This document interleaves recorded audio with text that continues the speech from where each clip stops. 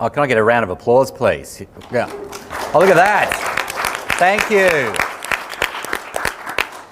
Good evening, I'm Tim Ross, and I'm the host tonight. It's my absolute pleasure to be with you, both in real life and everyone who's watching at home, to make sense the Sydney School of Architecture, Design and Planning's 2020 grad show. Of course, normally you'd all be here. I've not been here before when there's been thousands of you clawing all over the place, drinking yourself silly, but you get to do that at home, which I think is really great. Of course, we're coming to you live from the Wilkinson building, named after the great Australian architect Lisa Wilkinson from the Today Show. So thanks for your support. It's a good start, isn't it? I've done a zinger already, folks. It is really lovely to be here, and the standard of work is great. But before we get into things, I'd like to begin the proceedings by acknowledging and paying respect to the traditional owners of the land on which we meet, the Gadigal people of the Eora Nation. It is upon their ancestral lands that the University of Sydney is built. As we share our own knowledge, teaching, learning and research practices within this university, may we also pay respect to the knowledge embedded forever within the Aboriginal custodianship of country. And I'd also just pay tribute to those people within this university who have worked so hard over the years to elevate and include Aboriginal culture within study here. That is to be applauded as well. Universities, despite what basically mostly the women who work in administration believe, are about students. They of course hate them, but everyone else, it's why we're here. And so to talk a little bit about some of the highlights of the grad show and what it means to students, we've got Zahin and Anne here. Hello. Hi. Now, what does the grad show mean to you both? Yeah, well, for me, it really feels like a celebration of the 3 years that I've spent here in my undergrad. All the all-nighters, many hours spent here in home base with all my peers, really fostering and building that sense of community, and all those times where we ended up at the pub afterwards after a long day of a crit show. So really, this just feels like the culmination of it all, and it feels really good for it finally to be done. And for you? Well, for me, my degree was much shorter than your degree. It was only for 1.5 years. So for me, it feels like being on top of a mountain and being able to look down at all the people who helped you to get you to where you are right now and feel grateful. So I'm particularly thankful for my tandem design group who helped me in my last semester. And yeah, I just want to congratulate everyone for being here today. Fabulous. Now, the projects that have caught your eye from your fellow students, what have you seen? What do you like? Well, one in my tutor group was Lily Tarr's project. It was really cool. Basically, it was exploring theatre through essentially 3D printing a building. So the building itself was kind of a performance, and it created ruins, which kind of created the framework for a stage. And I just always saw her in the labs downstairs making these clay sculptures. It looked like so much fun, but seeing the progress of her project has been really cool. Fabulous. And for you? For me, is Warren Classes by Russell and Rosa. The design is to help people learn English, and my mom doesn't speak English at all, so for me, it's not only innovative, but it also holds a very sentimental value. Fabulous. Well, congratulations. Thank you. On a great year, but a difficult year. Let's have a look at some of the highlights from our digital yearbook, shall we? Let's check it out.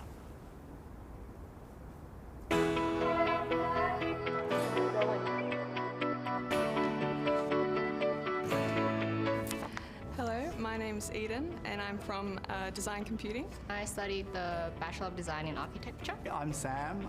You might know me from the Have You Got Your DMF card? I don't know what I do around here. Maybe you do. The first question, best piece of advice for future designers? Oh gosh, maybe get some more sleep.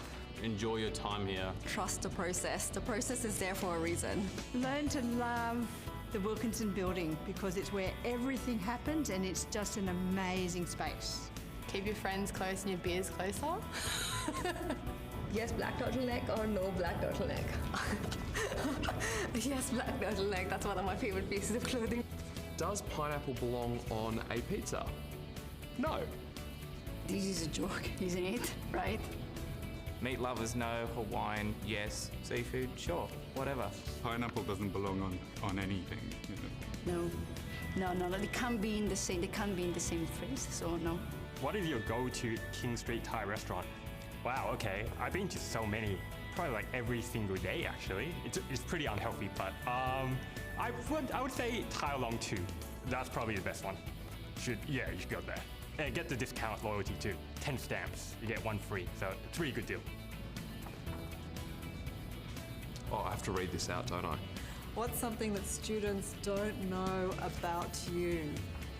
I'm the mother of 10 children. No, just kidding. What is the worst excuse for late submission your students have ever given you? That they couldn't submit their assignment because it was their birthday week. I don't have any students, but I do know the old assignment bin used to be in my office, and I would tell students not to worry about handing their assignments in on Friday at 5 o'clock, because essentially no one was checking the bin over the weekend. So I just said, come in 7 o'clock on Monday morning and no one will know that you've had the extra 2 days, but don't tell anyone. What is your go-to late night snack? KFC. Every time I stayed here at 4 a.m., KFC for sure. Oh, and rice. KFC with rice. That's a bad answer. Are you going to cut this? Now say your final goodbye. Well, I'm not dying. Catch you on the flip side. Take care of yourselves. Good luck to the future students, because you need it. I've learned so much as a person and also as a designer. I really enjoyed architecture. I'm so glad that I did this degree. I've made a lot of lifelong friends. I can't believe I'm actually going to miss Wilkinson. Had a lot of stress, lost a lot of sleep, but it was a good time. Good luck to everyone. I hope you had fun. Always keep passionate about what you're doing, because this is the reason you'll wake up tomorrow and know this is how you will change some stuff in this world. So thank you.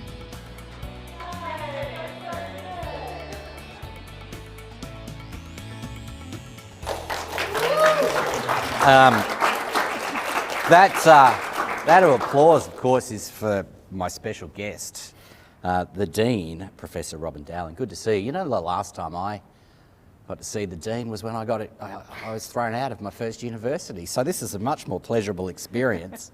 I suppose the big question is that, you know, it's been a tough year for everyone, lots of change. What did the challenges of 2020 mean for you and the students?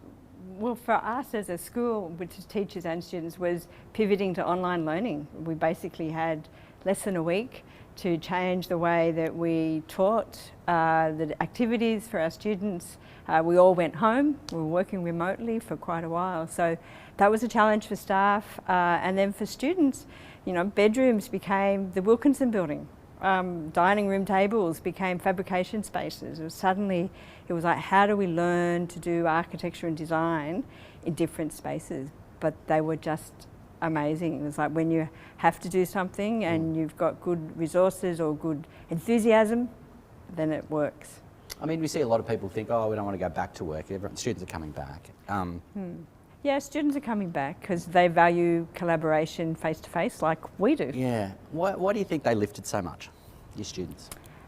I think that they were, like the rest of us really, in some ways they had no choice.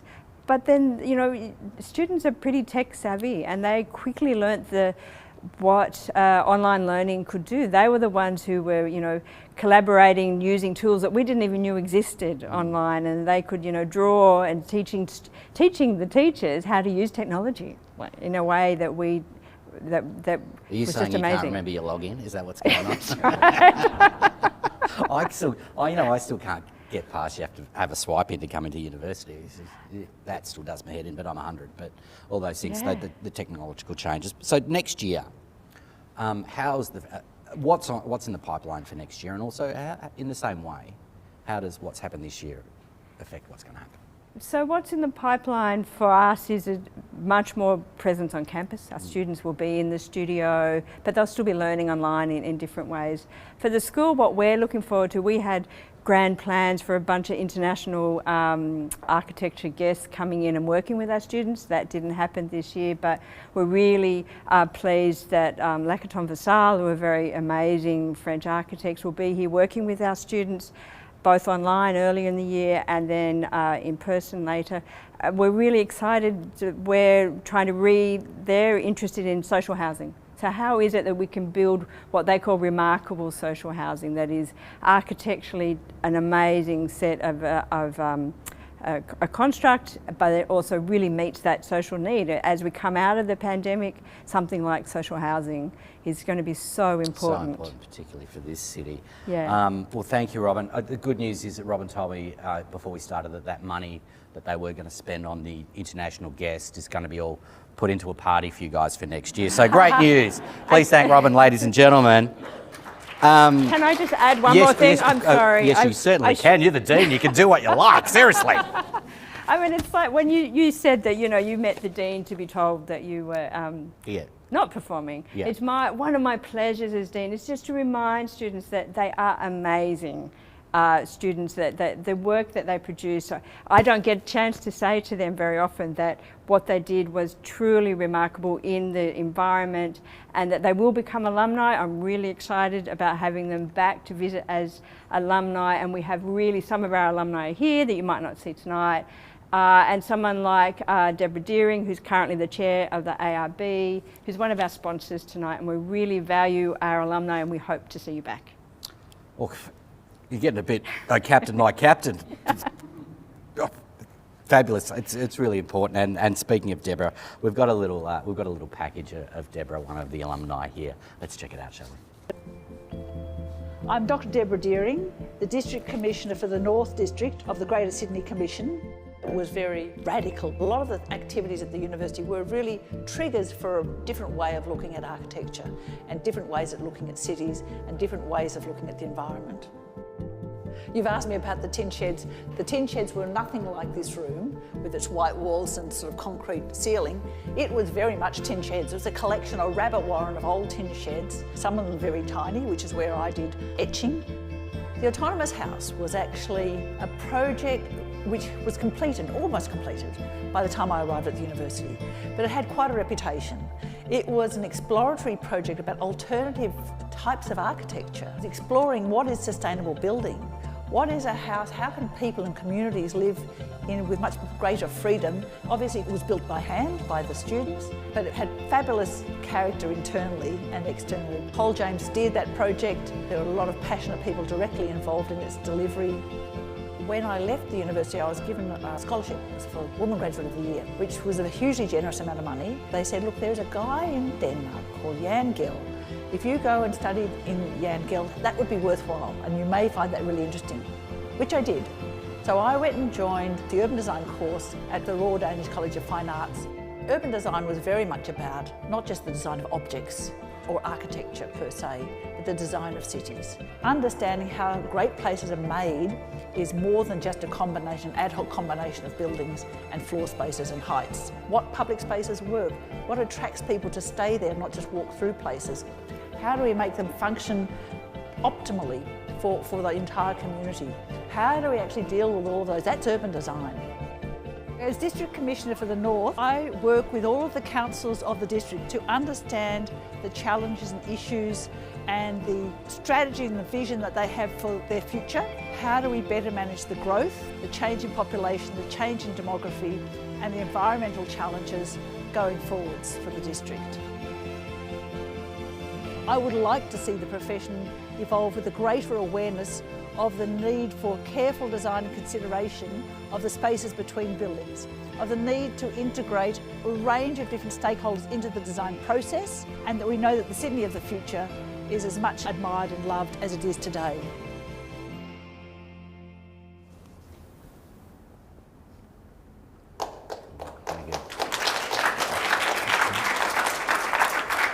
Thank you and welcome back to Architects at First Sight. We've got a couple of architects who have fallen in love at university here. No, they haven't, I'm only joking. We've got Michael Muir, who's the PD of the Bachelor of Design and Architecture, and Michael Connoly, who's a student. Michael, it's a familiar theme we're talking about tonight because it has been a different year. How did the students cope, do you think? Yeah, look, it's a good question. I mean, the pat answer is students are fantastic, everything went fantastic, but I think I'd probably start from a slightly different angle, that we actually lost a lot from COVID. You know, we lost a lot of the ability to make stuff in the studios, for students to meet. to see other students work, and we tried to work with all sorts of online approaches to that, and we certainly did the best we could. But architecture's really very much its heart is in the studio system, you know, and it's something that often universities don't quite get, but architecture schools do get, and it's something we've defended really strongly, and the Dean and others have maintained that studio system, and it's an extremely important thing to do. It's because making is at the heart of architecture, and I think we've done a damn good job, and I think the students have done a damn good job really in a very, very difficult circumstance. And the work that's come out has been really beautiful. I mean, we've still done some of the really interesting projects that have had a life of their own, and there's a lot to gain back though, and I think we'll start to get it back next year. Yeah, I'm sure we will. You certainly feel that things are creeping back to normal. Yeah, I think probably the first year students have had the hardest run because they just didn't get that sense of the collegiality of university, and it worries me that people see all-nighters as a badge of honour, but it means there's life in this room, which I think's been a little bit difficult, but I think it'll come back. I think so too. Michael, how was your 2020? Got a highlight for me? Yeah. Oh, sorry. No. Did you do it all yourself? No. Yeah, painted it, of course, yeah. Someone's got to do it. Yeah, sorry, mate. There we go. Yeah, if I were to give a highlight for a degree, like sure, you could pinpoint like a specific project or a specific thing, but if I had to pick something kind of more constant that has gone all the way through, I guess that would be that feeling of like camaraderie among like, you know, all the friends, all the students throughout all this time. And yeah, like it's really something that I feel is quite unique almost to this degree, that like we're not just writing an essay, we're producing really visual work, and I think it's always really rewarding to be able to work through and to have, you know, 100 different techniques of like you can ask someone, how do you model this, how do you draw this, and by the end of it you get this really kind of cohesive experience of having like built off your peers for so much of your learning. And yeah, I can really say that some of my highlights have really been like from around that, even from, you know, in this very room in home base. Not so much this year, but especially in previous years, you know, unfortunately maybe pulling a late night to do an assignment with, you know, 50 other friends surrounding you doing the same thing, and sure, you don't know anybody at the start of it, but by the end of it, you know, you've borrowed glue off this person, you've helped this person troubleshoot a problem, another person's lent you some wood when you know, didn't buy enough the day before. And yeah, it's something that I feel is quite unique, that like you can really form some really tight-knit circles, and you know, it's not so much on the academic half, but it really supports it so well that I feel like, yeah, it's the thing I'm most grateful for. Yeah, I love that. I mean, I think that's a hugely important part of any university course is that situation. Michael, we'll go back to you. Tell me about Fresh Wind School, the school projects in Vanuatu. Well, I'm wearing the shirt. You will have noticed. I did notice. I thought we were having a mash party, but you know. This comes from Vanuatu. Look, it's one of the really good things that we couldn't do this year, and I feel particularly saddened for Michael's year, the third year, because generally it's third year students that will come with us to Vanuatu, and 3 or 4 years ago, we first went over. We got together with a community group and the government and a number of other people, and looked at helping out with the school design. And then this last year we started building it in the June, July holidays. And it nearly killed me, but we got out of the ground, we got the work started, and I think it was a fantastic thing for about 40 students, big group of students. It was sort of a little bit life-changing. Absolutely. Thank you, gentlemen. We appreciate your time here tonight, and Michael, I think we've got a little clip here of the school project in Vanuatu. Oh, great.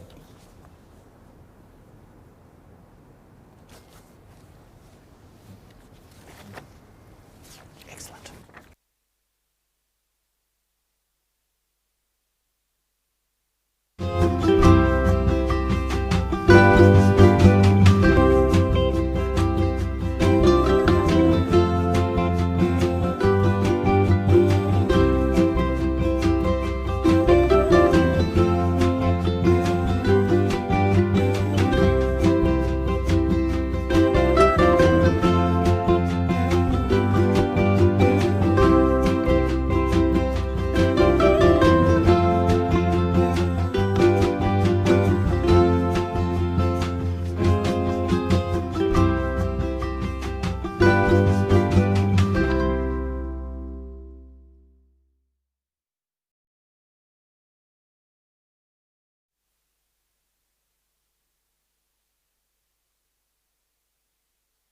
Phone off. Very unprofessional. They told me I had a minute. Moving things on, we are going to get to some awards in a second, but we're going to talk right now to Lian Loke, the Head of Design, and James Anderson, postgraduate student. Design means so many things to people. What is it in this school? That's a great question. Good, I wrote it myself.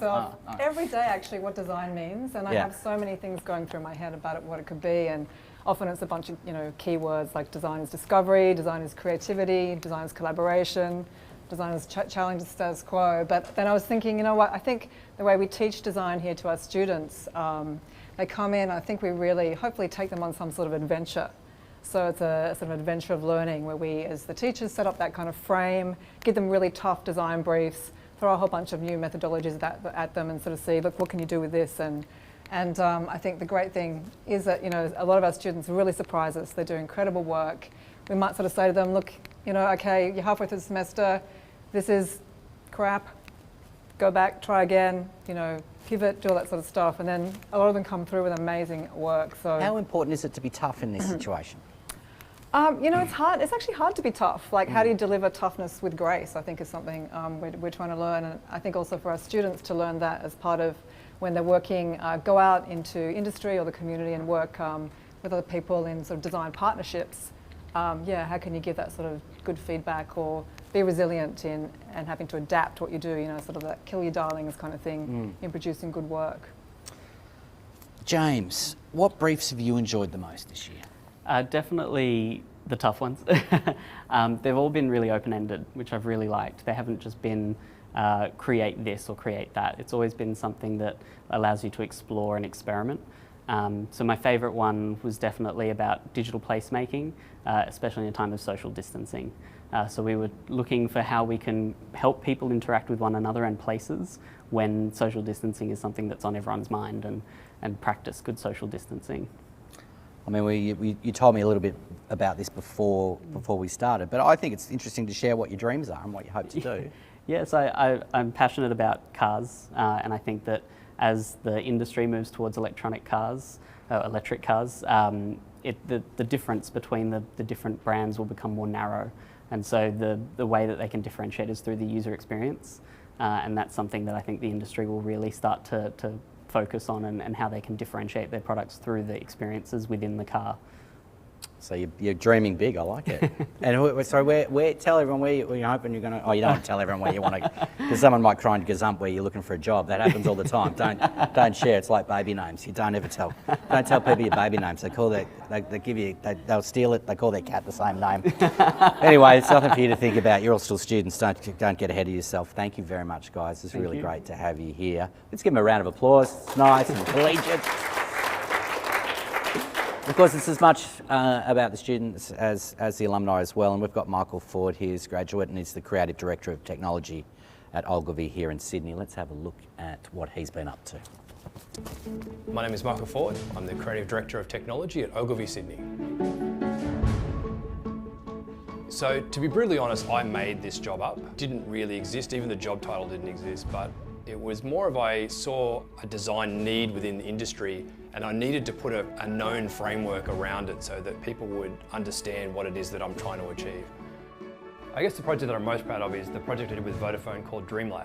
So in a meeting with Vodafone, there was maybe 15 to 20 phones just sort of sitting on the table, sitting idle, not really doing anything. And I thought, well, those are pretty powerful computers, what could we do with that? So we took that insight to the Vodafone Foundation, and in collaboration with the Garvan Institute, we were able to put together a team of, multidisciplined people to bring the DreamLab idea to life. So it's about allowing people to donate their phones while they're asleep to process medical research data to help find cures for cancer. We've kind of built a platform where people are able to make a difference with just being asleep, it's perfect.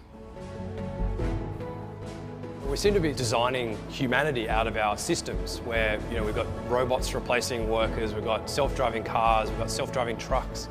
Within the design work that I do, it's trying to find how can technology find those things that make us cranky and help make life less cranky.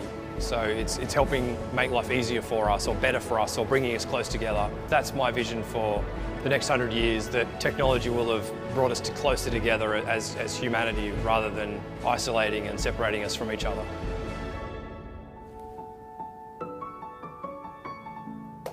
Yeah, thank you all, thank you all. Great work there from Michael. Martin Tomitsch is with me now. He's the Chair of Design. What does the Chair do? That's a tricky question. Like, everyone's laughing because it's bugger all, isn't it? And someone said that to me before. I said, oh, I don't know, this stuff. It's just... Let's say it's an academic job. Academic job. University stuff. It's a good job. Good to have you here. You've got a short list to read because we're here with some serious stuff with awards. And you said that your thing just before that your favourite thing is to give awards, which is great. Absolutely. And you're like Santa Claus today, aren't you, with this giving up? This is really good. What's the first award you've got here? So it's always a very special moment of the graduation exhibition, giving out the awards, and it's certainly one of my favorite things. Well, before we read out the shortlist, I did want to thank the sponsors that supported the graduation exhibition. In particular, I wanted to thank Atlassian for judging the projects and for the support. We've got a shortlist for the Bachelor of Design Computing projects, and there are 2 prizes that we're giving out today for the Bachelor of Design Computing. So the nominees are What Are You Breathing by Savina Christoforu and Andrew Singh, VR19 by Henry Lin and Rayad Sidavi, Susie by Anastasia Feshina and Ebony McHugh-Shore, and Kind Street by Amir Hussain and Sarah Jianen Yap.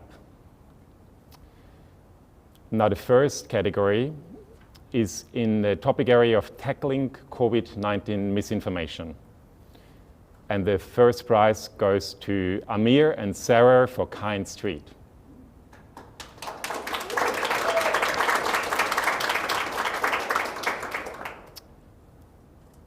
And the second category is for the topic area design in the Anthropocene. And it goes to Anastasia and Ebony from Susie. Woo. And Anastasia's here. Thank you so much. Congratulations. Congratulations. Thank you for joining us here tonight. Would you like to tell us a little bit about your project, Susie? Sure. So the long and short of it is we were looking at tackling climate change through design. And what our general idea is that we can empower the general population to take climate change in their own hands, because the power of demand lies in the hands of the consumers. What we focused on doing is we visualized exactly what your purchases do to the planet. When you sign on to Susie, which is a financial platform, you get your own little pet Earth to take care of. Every single one of your purchases has either a positive or a negative effect on it. We're harnessing the power of nudge theory to sort of teach people about how their purchasing power actually has an effect on climate change. It's a really great project, and I think really well deserved with that award. 2020 was obviously an interesting year, to say the least. How did you find working during 2020 on your student projects, in particular this project? How did you find working online, working on campus? Did you have a chance to work on campus? Yeah, so Ebony and I, my partner, we spent many, many days here in Wilkinson. 308 is really good for sleeping in, by the way. There were many, many sleepless nights. It was definitely the hardest, but also the most rewarding year. This is probably the best work we feel that we've produced to date. I do want to give a shout out to Natalia and her amazing teaching. We do owe all of our success to her amazing efforts. So yeah, thank you, Nat. Beautiful stuff, congratulations. We've got a little package here of Susie in action. Let's check it out. Oh, we don't have it? Oh, we don't have it. Oh, well, I'll just go to my backup question with Anastasia. What is it like to be left outside all alone? Well, it's cold. Yeah, thank you, joke for the over 30s. There we go. Please thank Anastasia, ladies and gentlemen. Thank you, Anastasia. Congratulations. Martin, you stay with me because you've got a short list for the next award. I got another short list. So the next prize I'm going to announce is for the best student project in the Master of Interaction Design and Electronic Arts. And the nominees are Art Connection by Zia Xin Li, Bridging the Bush by Ann Lee, Holly Robinson, Jason Marolia, and Ji Sang, Warren Glasses by Rosa Wei and Russell Chu, and passenger experiences for autonomous vehicles by James Anderson. And the winners in this category are Rosa and Russell for Warren classes. There we go. Come on in, Russell. Congratulations, Russell. You want to tell us about your project? Sure. So our project, Warren Glasses, is an AI-enabled smart glasses that helps aging and elderly Asian immigrants with their day-to-day conversational English. So for these immigrants, when they integrate into Australia late in their lives, like my parents, they usually encounter like extra challenges like their fading memorization ability or the lack of interactive English environment due to their limited social circles. So we try to tackle these problems. What we proposed was this smart glass that utilizes image recognition to provide a contextualized English learning material when they try on the glasses. So when they try on the glasses, they'll have a on-command tutoring and interpretation experience. We believe that our design kind of fits into the current or the future trend for wearable tech, being that their form factor is becoming more and more diverse, but at the same time, functionality-wise, they are more tailored and specialized into improving different types of key lifestyle improvements. I've seen the video, and it's a really nice example of a speculative design project. So really well done and well deserved on a prize. What made you focus on that particular area of English translation for people who have English as a second language? What made you choose that area?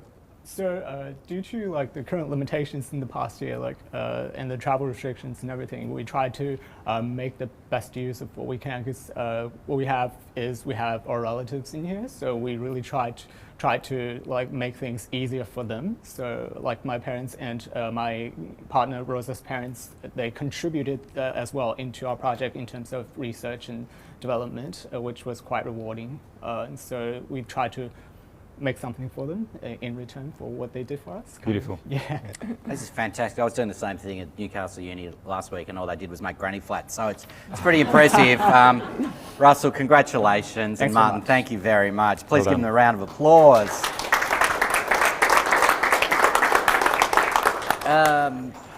Keep the applause coming too, because we've got Tara Veldman from BLP here with a new category as well. Yes, applause for Tara. Good to have you here.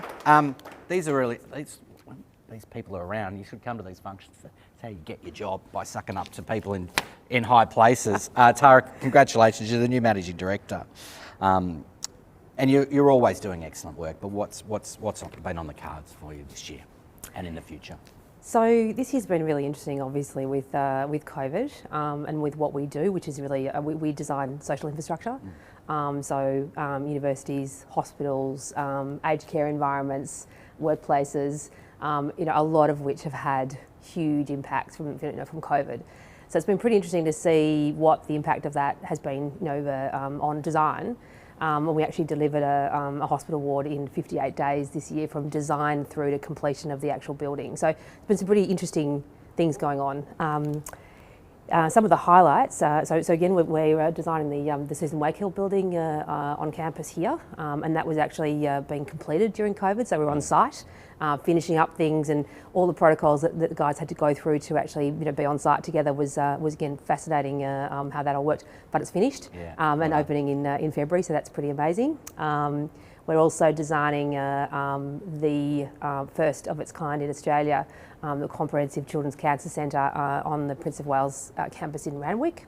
So again, amazing opportunity, and that's in design at the moment, and incredible projects that are really bringing, I suppose, benefit to the children of New South Wales. I will ask you this because I think it's important. So much of the work that you guys do is so important and affects people's lives on a daily basis in lots of ways. How does that inform the culture of where you work? Yeah, interesting. So, so we also have I suppose what we call a wellness program. In our studio. This year, we actually got a nutritionist to come in and talk to us about immunity about health, about mental health, about how we can deal with those things in this environment, workplace environment in general, but also in this COVID environment. And what does that mean? We have a rooftop terrace in the office, and again, that's been a lifesaver this year, particularly with the whole idea about ventilation and getting outside and not being stuck in kind of stuffy spaces. That and of course that's come out in the pandemic that's probably not a great thing for buildings to be kind of really stuffy and enclosed and for long periods of time. So fascinating things are coming through. So yeah, we've got lots of things going on in the office that are pretty And you're having a proper Christmas party. We are. Which is a face-to-face, Christmas fabulous. garden party. So We'll give everyone the best. You've got a short list for this next award, so I'll get you to look into that, please. Sure. So the shortlist for the Bachelor of Architecture and Environments is Shared Space, Olive Freeman and Lucy Sternhell. The Riverbed by Daniel Driscoll, Cockatoo Island Oral History Library by Cameron Wang, Through the Looking Glass by Emily Jackson, Abandoned Cokework Redevelopment by Eliza Williamson, Rushcutter's Auditory Deposit by Josh Jerome, Ribbon of Senses by Yushan Lin, and the winner is Through the Looking Glass by Emily Jackson. A great winner. Thank you very much, Tara. Great to see you again, as always. We got the package for this one? The answer is we do. Oh, have we got more? I've got another one. Oh, gosh, sorry. I apologise. I was doing so well. I should just stick to these Anastasia jokes. Seriously. Okay, so also the Bachelor of Design in Architecture, the most important one, yes. Of course, shortlist of projects. So Lucid by Isabella Harris, Through the Line by Anna Key, In Situ by Christian Sheridan, The Incidental by Samantha Sun, Palimpsest by Konstantinos Kolias, and I hope I got everyone's name right. The winner is The Incidental by Samantha Sun.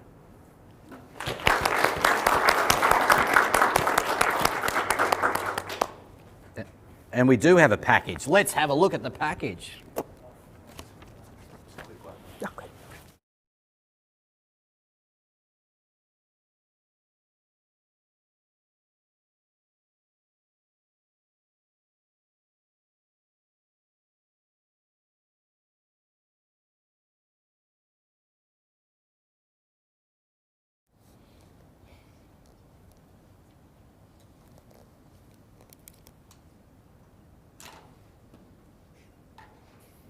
And we are back, and I've got Andrew Cortese from Grimshaw with me. You're back at your old university. How's it feel? Melancholic. Oh, Jesus. Yeah. What are your favourite memories of being here? Slightly the disorganised state of learning, which was occurring back in the late 80s. It was a time of kind of uncertainty but optimism, and a lot of kind of students kind of having great commitment to an uncertain future. So kind of there's a sense of deja vu almost as we approach these times. Yeah. And when you see the students and their work, what do you think of, what do you make of it? Well, I think that one of the reassuring things is that students in architecture don't seem to change their motivation or their experience. It's something which resonates, the kind of the sense of purpose that is established in our architecture students from early engagement in learning, and how that carries through into the commitments that the architectural profession has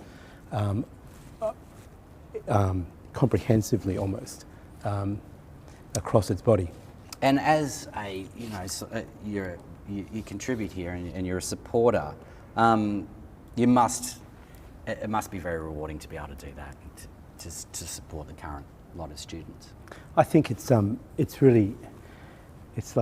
privilege to actually be able to contribute back, and I think that our sense of purpose is always one of renewal, and to giving students and the universities the most effective support. And at the end of graduation, you want to kind of come out with the most amount of expectation. Yeah.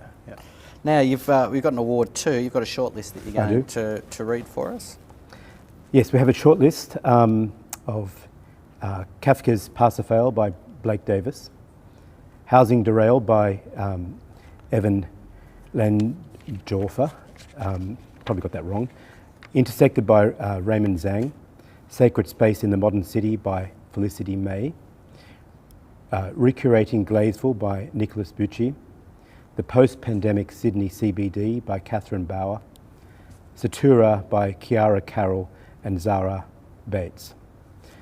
And we selected Recreating Glazeville by Nicholas Bucci.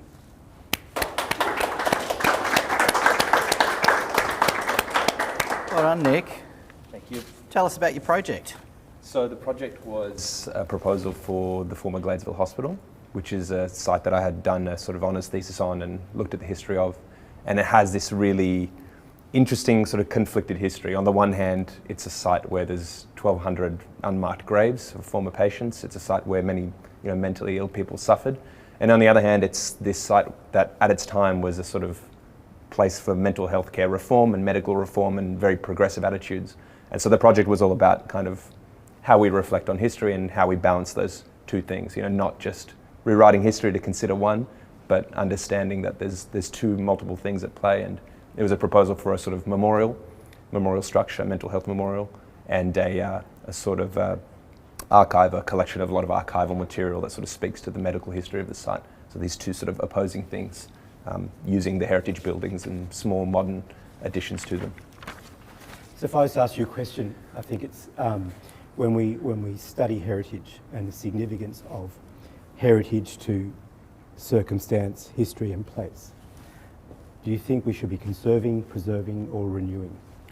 Well, I think it's an interesting question, and it's something that came up a lot when I was designing for this site, because typically when we're dealing with heritage buildings, there is a feeling of restore and be very respectful of it. The nature of the Gladesville site and a lot of these asylum sites in particular is they were very active sites over their history. They change a lot, and there's lots of different types of architecture on the site. And so it almost cuts a little bit counter to the history of the sites to say, well, now, they have no role and we shouldn't put any new architecture on this site. So my proposal was kind of an argument for, considering our additions as the next layer and just a chronological layering of architecture on the site, rather than imagining these as sort of museum pieces where they're finished and they're just retrospectively understood, rather than sort of repurposed as educational resources or cultural buildings that we can sort of look to the future for. Do you think, though, can a hospital and asylum be repurposed as a place of health?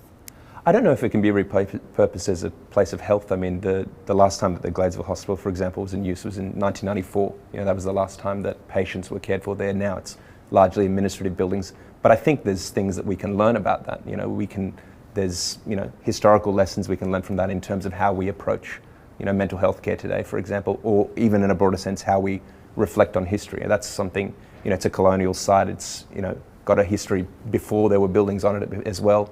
And it's this idea of, how do we reflect on history and how do we consider it and how do we respond to it with architecture? And can architecture sort of have a role in mediating our understanding of that history? Can I ask one more question? Oh, go for it. I'm enjoying this. It's like watching a job interview. It's fantastic. I think the question is, do you think the level of care and well-being in the 19th century has been exceeded by the level of care and well-being in the 21st? I think it's a tricky question, because there's been debate a lot along the way. Even when institutionalisation of mental health care sort of became a thing of the past and we decided we were going to move to community care, opinion was divided at the time. It wasn't clear that that was going to be the best thing to do. And you'd probably find similar divisions in the way people consider mental health care now. Some people probably would say that it's better to, institutionalise, certain very severe cases rather than have community care. So it sort of speaks to that balance, because these things aren't clear cut. It's not easy to sort of look back and say, this was a wrong decision, this was a right decision. But it is interesting to look back and try and understand the context in which those decisions were made and figure out how we might make better decisions, or at least more historically informed decisions going forward. So I often think some of these beautiful colonial sites or post-19th century sites existed in very beautiful landscape settings which embraced the natural environment. How do you think that? Do you think we've lost that sensibility, or do you think that we have got other priorities now?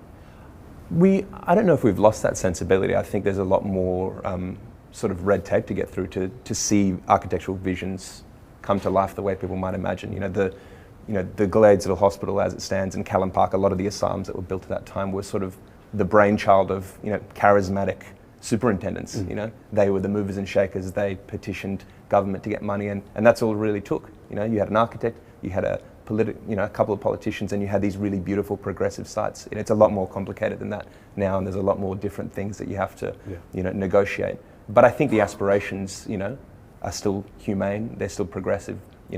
Whether or not we're getting the results architecturally is a sort of a different question. But I think the more you can understand, it starts with the aspiration. And if we don't have the aspiration to do that, you're obviously never going to get anything close to an architectural result that seems reasonable. So well done. Thank you very much. Oh, so you guys can continue this conversation at the bar. It's fabulous. Andrew, Nicholas, congratulations. A round of applause from them both, please, ladies and gentlemen.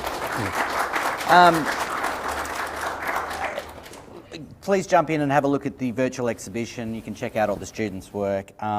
And I'd like to thank you all for watching, and please thank also, our thanks go to the New South Wales Architects Registration Board, Grimshaw Architects, Billard Leece Partnership, Colt Design, Bates Smart, Atlassian, 12C, NBRS Architecture, Trotec, TKD Architects, and congratulations to everyone who have put things together. I'm sorry that we couldn't all be together, but we know that will happen next year. So have a great Christmas, and it's been fun being on the couch with you, ladies and gentlemen. Catch you later. Thank you very much.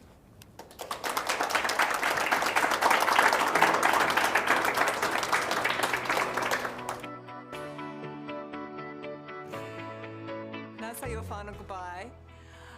Just want to wish all the graduating students the very best, and when you go out into the world, to be your authentic selves, to find your passion and make a difference to the world you're in. I'm super proud of what everyone's achieved in 2020, given the year that it was, and particularly our graduating students who have done amazingly. Thanks for putting up with us at our worst and our best. You guys have been amazing, and I know you guys are going to go great places. My final goodbye would be that help is always given at the university to those who ask for it. Did a great job holding on to the course despite not being able to attend, and look forward to seeing you either in your digital avatar or your physical form next year. Thank you for not destroying Homebase as much as usual, and good luck with the future. I wish you all the best in the future, and I hope that you have a fruitful career. Now for your final goodbye. Okay, well, it was good to work with you guys through the years, and it was fun to create something with you and see you guys learn, and yeah, it was a joy. And I hope you guys get out there, make some mistakes, find out what you love, and do it. I hope that in the next years you will remember what we taught you and think like, oh yeah, she told me that this was useful. A big shout out in particular to my third-year architecture honors students who really did a fantastic job on online discussions. Congratulations, and we look forward to seeing what happens with all of your bright futures. Whether you continue on with study or you go into industry, I wish you all the best. There's something really beautiful about higher education, and that's why I come to work every day, and that's why I try and help you guys have the best education you can get. I wish you all of the best for your future endeavours and all of your future successes. I'm sure you're going to hit it out of the park. You guys are going to be great. My best wishes for your future, and but don't forget to come back here with us to tell your story this time, your successes and your accomplishments. I hope you've enjoyed the semester. It's been a pleasure teaching you, tutoring you. Hope you've learned heaps. Hope you've learned more than what you started with at the beginning of the semester. And all the best to you in your future. Good luck, and if, as I said before, if you survive 2020, you can do fantastic things out in the workforce. All right, well, everybody, go out, have fun, and tell the world a really, really good story. Cheerio.